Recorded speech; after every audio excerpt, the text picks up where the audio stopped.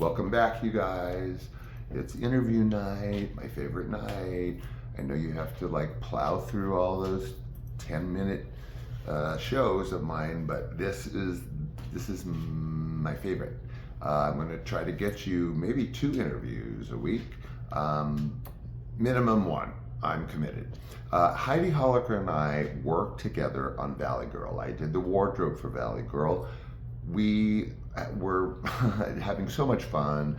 I came to her house, I raided her closet, you know, I used her clothes on other actors and my clothes on other actors, and we just had a blast.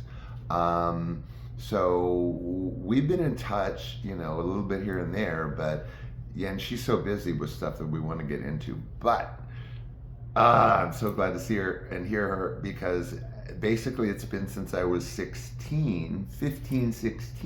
I just got my driver's license when I did the wardrobe for the wardrobe for Valley Girl. And oh my God, you have no idea how fun that was for me at 16. I just, you know, I didn't know where to start. There was so much going on, and it was like, you know, the literally the beginning of Valley Girl, and I want to tell you about my lady Heidi and her character Stacy, her iconic character Stacy. Last thing, I've been looking at some of the analytics. I want to thank my viewers, my friends, because it's just the few of us, right?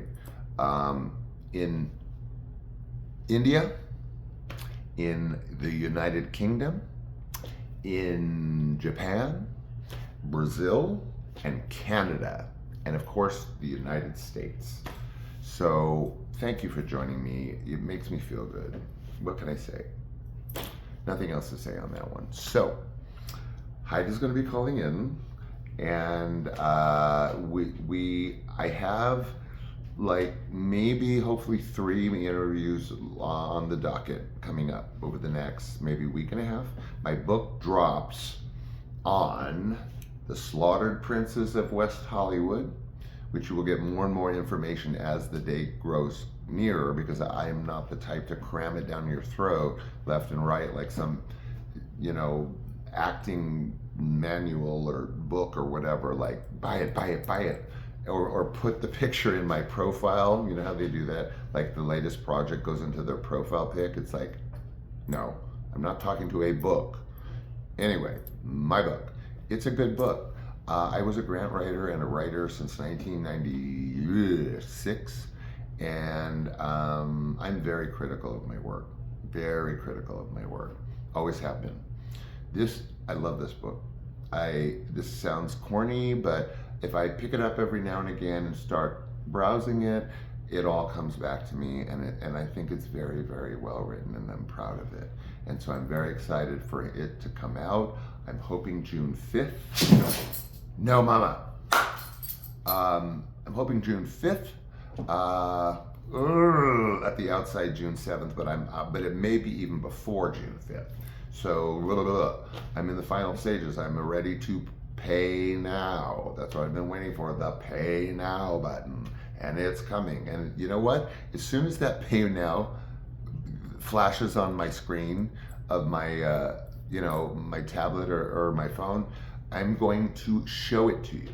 I'm going to lift it up in front of the camera and prove that my book, smelling and feeling and seeing my own illustrations in the book, and just holding it is a lifelong dream. Way before I started writing in '96, since I was a kid. I drew and I wrote incessantly when I was a kid. So this is like a 20-year dream of Post-its in my head, as I've said, that came vomiting out of my mouth over a period of 6 months, oftentimes sitting in the bathroom with this phone, writing it. And now we're days away. So I'm thrilled about everything. I'm thrilled about Heidi. This is like a very ancient first draft, missing like 3 chapters or whatever. I plugged in a beautiful last chapter at like the 11th hour. I mean, literally like days before it was going to hit the press. And here's Heidi. I'm so excited. Heidi. Hello? Oh my goodness, is this you? Oh my God, it's me. Is it you? Did you say that in a little maybe valley twerk? Oh my God. Maybe just a little bit, just a little bit. Well, you know, before we do price of admission on the charity, I've got to tell you something I've always wanted to tell you. Please. And you know what's funny? Every once in a while, I want to address you as Stacy. And don't, I Do mean, it. that, no, because it's weird in my head when that pops in.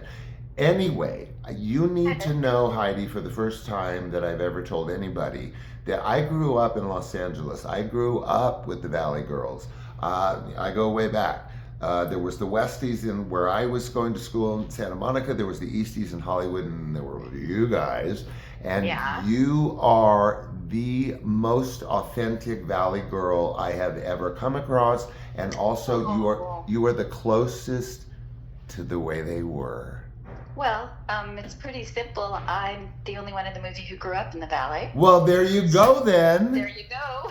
Duh. And it was my life. It was literally four of us girls, best friends, my besties, Leah, Cheryl, and Viv, and we were that and went to grad high school in Van Nuys. You went to And Grant. grew up in the Valley and still live in the Valley, so Oh, yeah. well then, duh. Okay, we will totally skip that one because you lived and breathed it roughly around the same time that I did. So where the F were you? What club? What cafe? I want to know. When I was that age. Anyway, let's get to the price of admission. What is your charity in your heart sitting there that you want to tell us about? Yes, I love these people. I'm going to say it and then I'll spell it. It's Yes. spoofdogrescue.org. So that is SPOOFDAWGRESCUE.org. And what they do, they're based in Orange County, and what they do is they support all the other animal shelters in Orange County and Los Angeles, meaning that they supply and donate food and blankets and towels and everything that the shelters need. And that's Wow. what they do. And when there are emergencies like our LA fires in January, Right. and other emergencies we've had, they leave Orange County and they go and they help get horses out and dogs out and cats, and they just find a place to shelter them and reunite them with their owners. They're really, really special. Oh my So, God. yeah. I've never heard of them. And I know. I'd heard of. I just got to know them. I'd say about 6 years ago, roughly, Really? somewhere around there. That's a while. Yeah, they're really. Yeah, I've done a few things for them, some signings, and donated as a Valley Girl Blu-ray signed by a lot of the cast and different things. And just anytime I do a podcast and they ask us, I support them, and I just Yeah. think they're wonderful. And You they're know- obviously a nonprofit, and they're, Of course. they need all the help they can get. You know, the ones that absolutely get me, the thrilling ones, is because animals like I have actually another show, but I actually panhandled when things were tough. It was not for me; it was for my dog, to pay for my dog food. But I am so crazy about that kind of stuff. The last one I donated to, there was like a direct connect of sorts where they listed for that one animal that was tugging at your heart, that list of things that animal needed. And as you bought them, they came off the list and made it to that animal, and it was confirmed. And I fell in love with this cat, and he needed one of those special brushes after he had been cleaned up, one of the ones that take out special things. And I bought it, and he got it.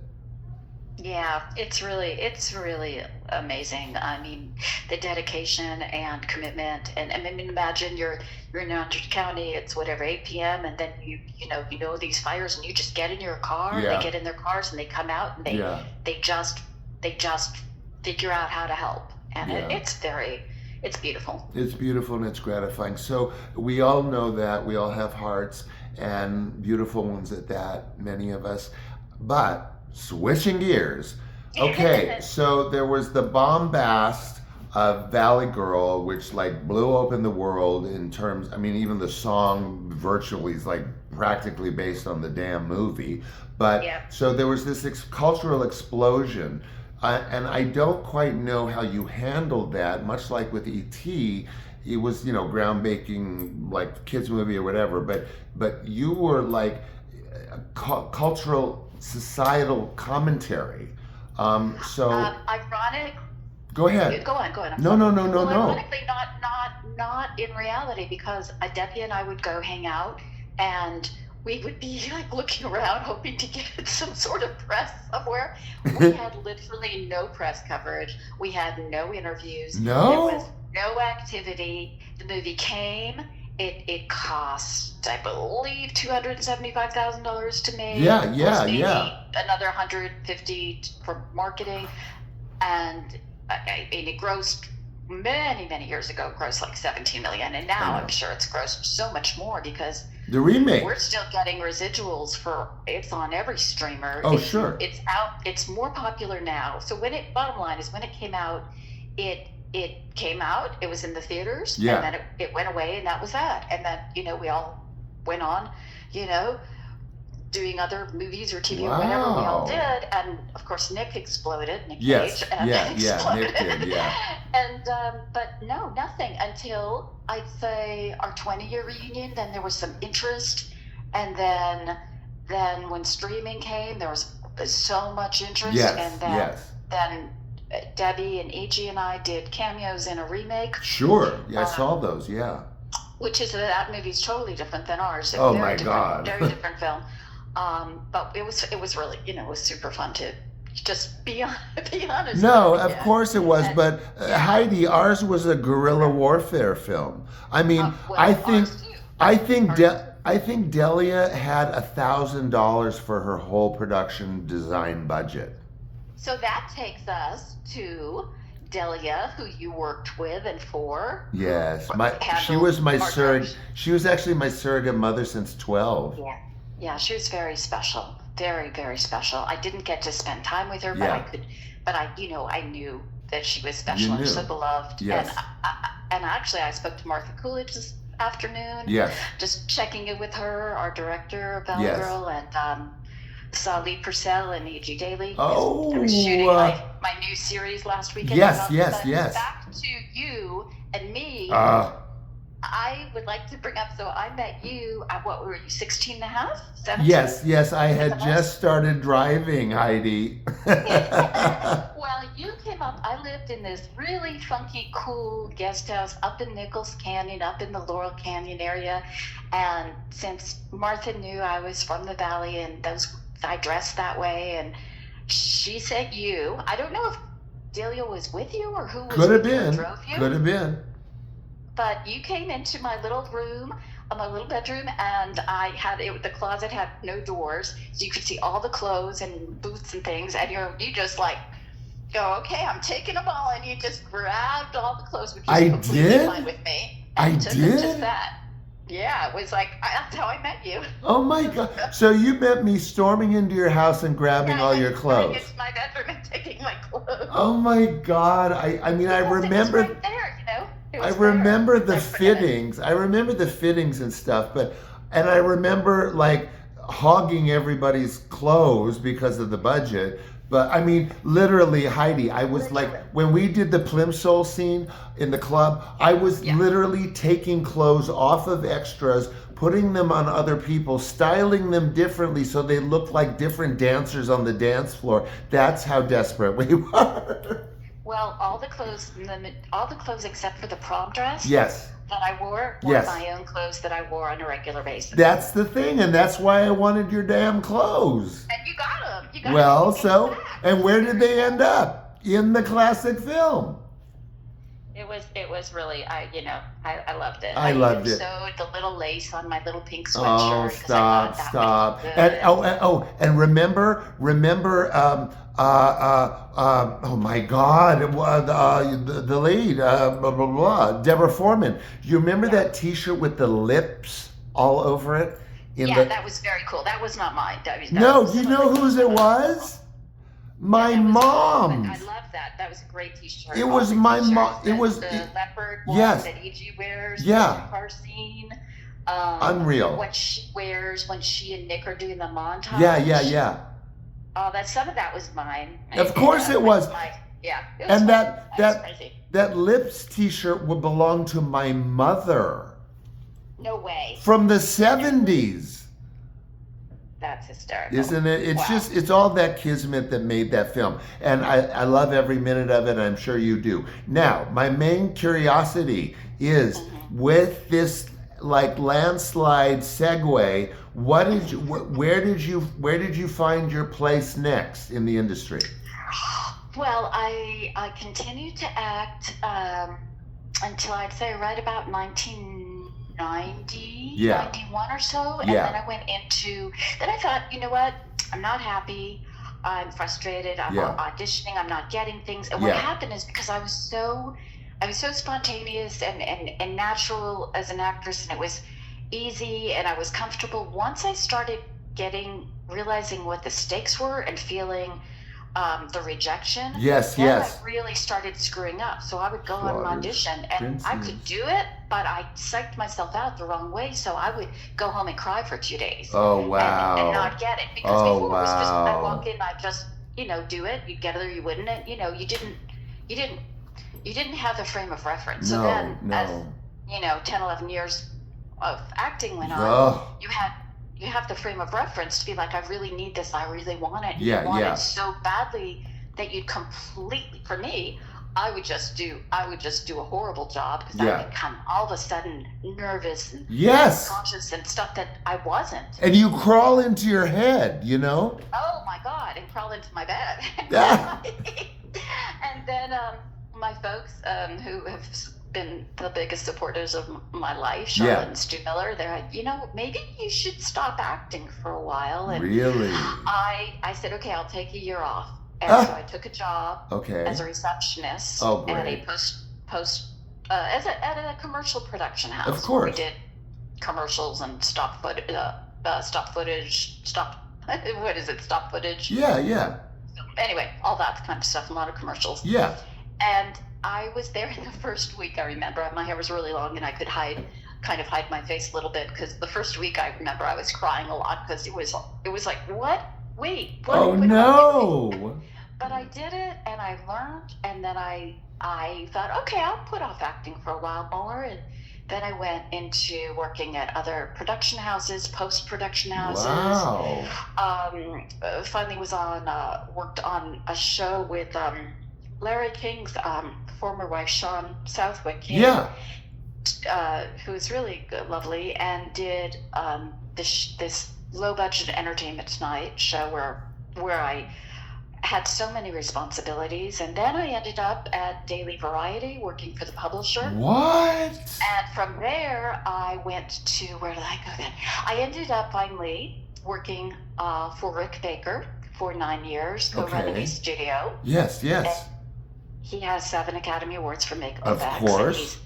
He did American Werewolf in London. Sure. And with John Landis, and then they did Thriller after that. He's actually a maestro of He when we talk in a minute or so about the show that I co-created and produced and just finished wrapped filming, I'll tell you another little story about him. But so I did that, and then he was closing his studio, and I had to, keep working. So I worked at a print design company where they did movie posters. Wow. And then I ended up over at Disney for 3 years working in marketing. What? And then have been with Magnolia Pictures for 10 years in Oh operations. my God, I didn't know this. And have produced for Don Hahn, who's the producer of Beauty and the Beast and The Lion King and Maleficent. I got to produce something for him. So I've wanted to be a producer for, I'd say,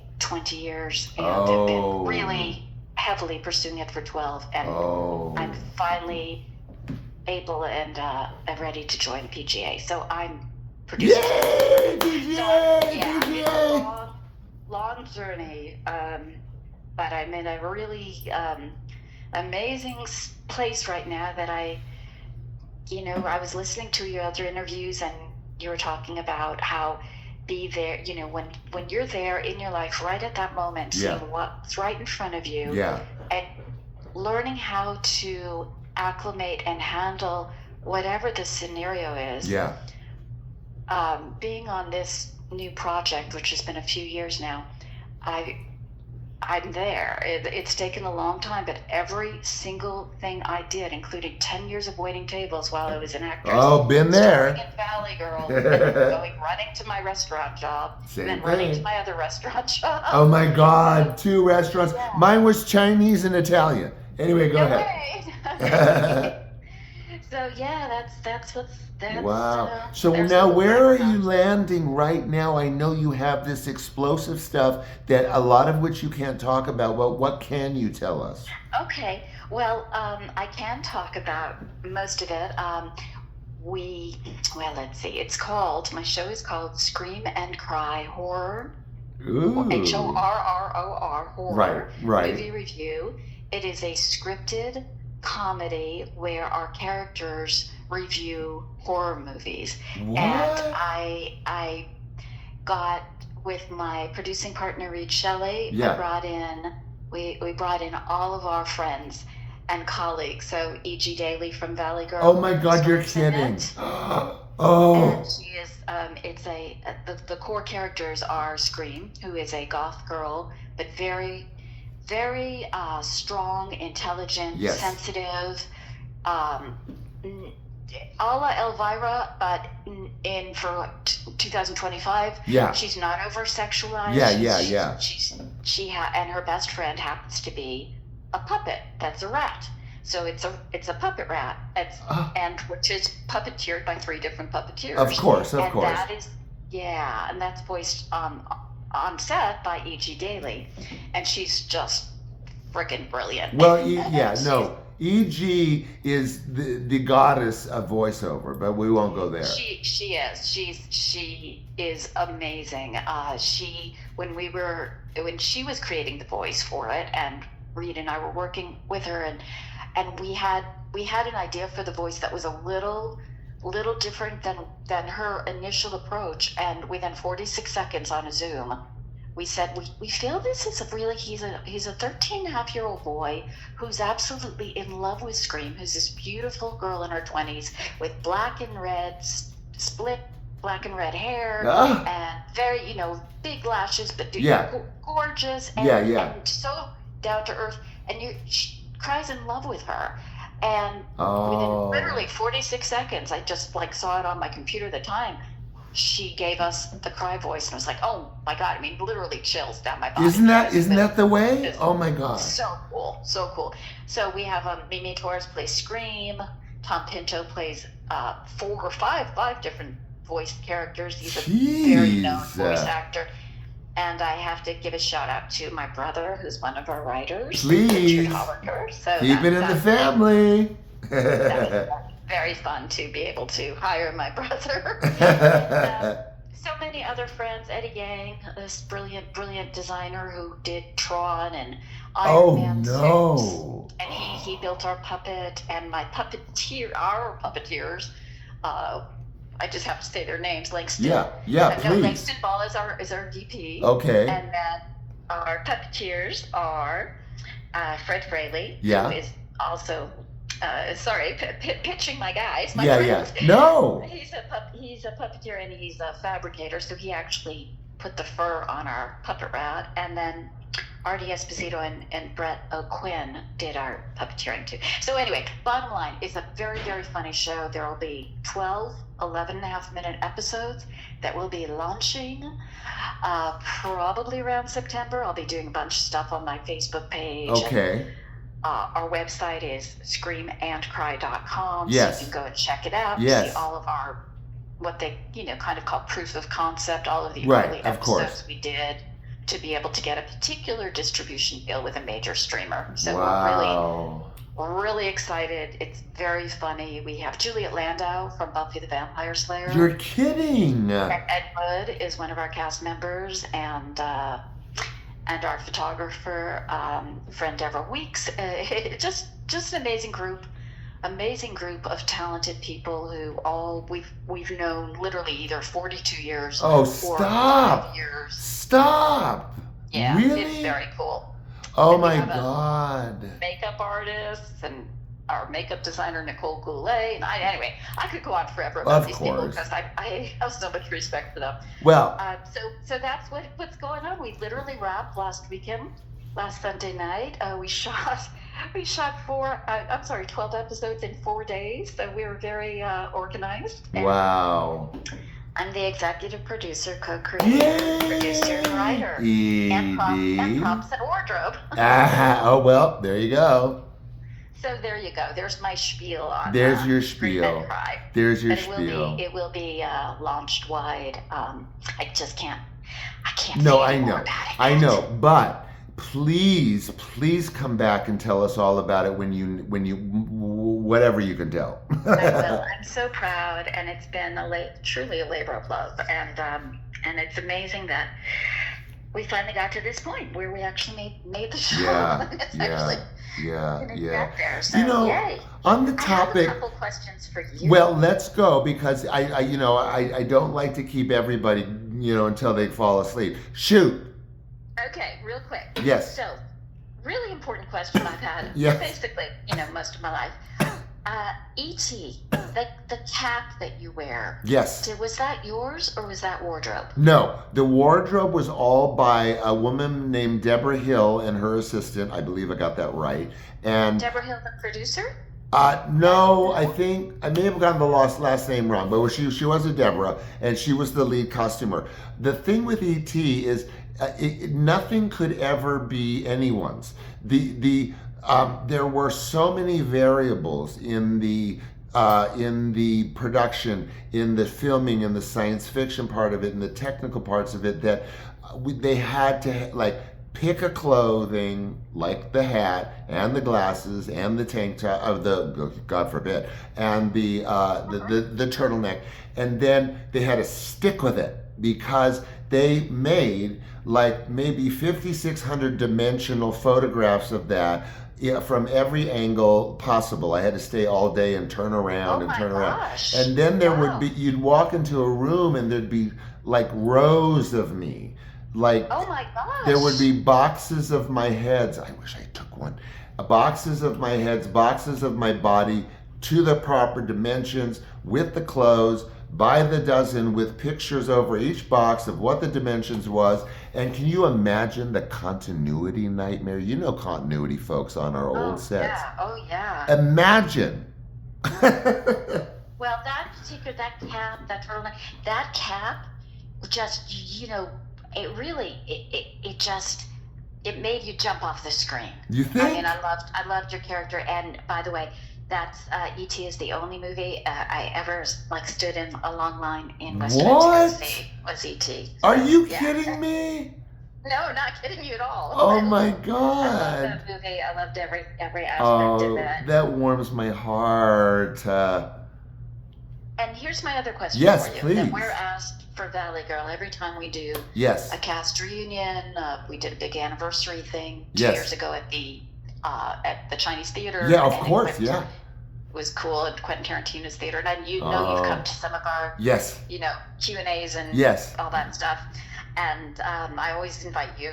It's when you moved out of town, it was harder for you. I know. But here's my question. Yes. Everyone, the number one question asked to the cast and the filmmakers is, did you know this movie was going to be what it became as far as beloved and all of that? That is an excellent question. Did you know? I love that question. And we'll wrap it up with this, but I love that question because, believe it or not, and I think maybe it's been mentioned, garden variety interviews, wherever, whatever. But, there's a motorcycle. We had no idea. First of all, but first of all, it was turned down by 2 or 3 major studios, MGM, what have you, before Universal said, okay, Steven, we'll do it. And the budget was very, very modest.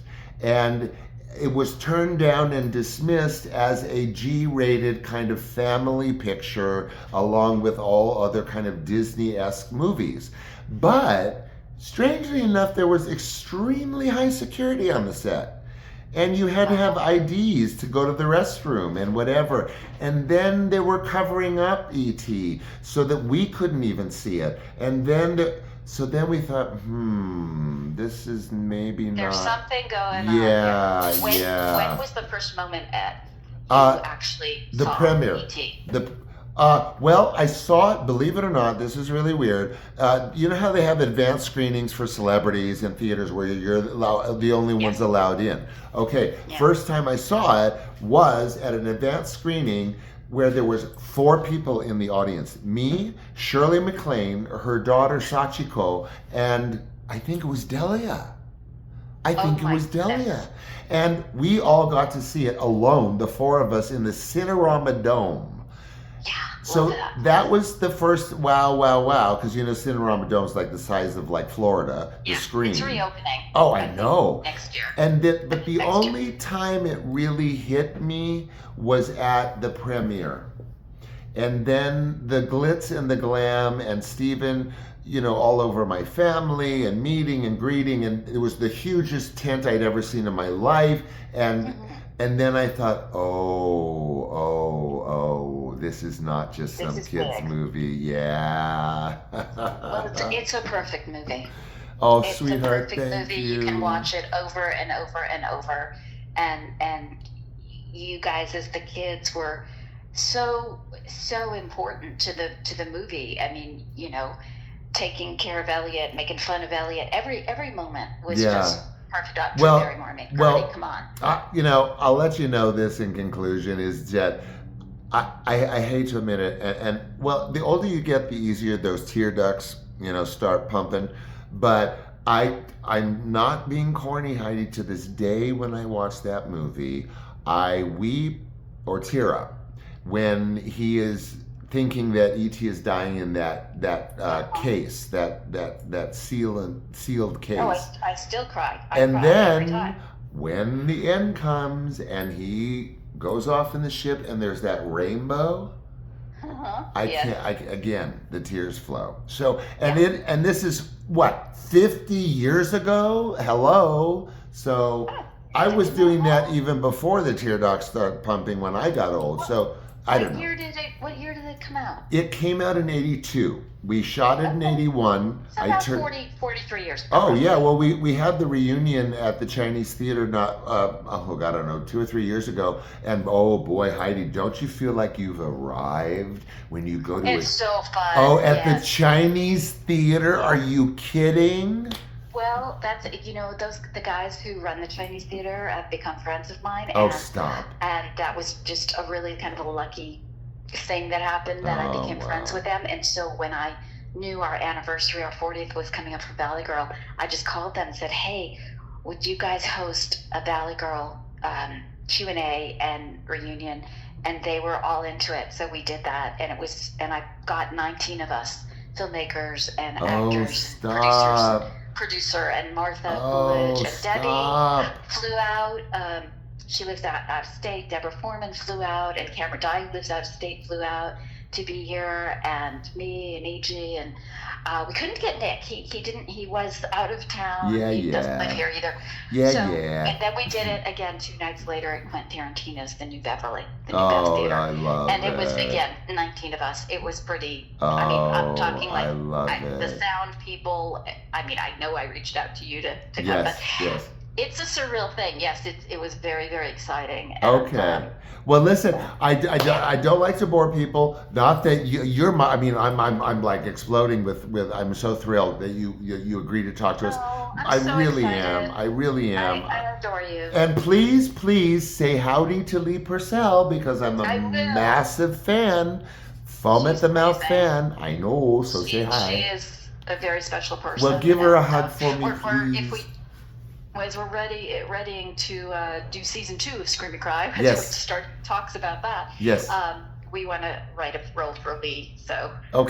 Wonderful. Yeah. I'm looking forward to all of it, and I want you to come back, and I love you dearly, and I can't wait when you come next month. I Yes. can come to your book party, Yes. right? Oh, big reveal. I'm actually going to do a book reading in LA. We're going to fly in and fly out. Actually, my son and I are going to fly in and fly out for a book reading in Hollywood, guested by my good friend Ellen Udy, who's also an actress. And Yes, I love which, her of interview, course, by the way. yes, well, oh, good. And so we're going to do that in and out of town, in and town, see what happens, read a couple of chapters, and go from there. Well, you will invite me, right? 'Cause I Of will course. Oh my God, you'll be the only invite. All right, just let me know the day and time, and I'll be there. I will, sweetheart. With bells on. Thank you for joining us.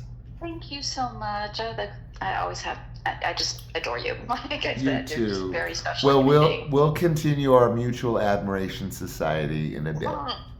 Thank you. You're welcome. All right. Okay. I will talk to you and see you soon. You will. Okay. Okay. Bye, honey. Bye. Hey, you guys, I really don't want to keep these things very long, and we are like 10 minutes over. So I love you. Thank you for joining us tonight. There is going to be a heck of a lot more interviews, especially with Heidi's help. So, thanks for coming. I'll see you with a jillion shorts like I choke you with, and tomorrow's show. Bye.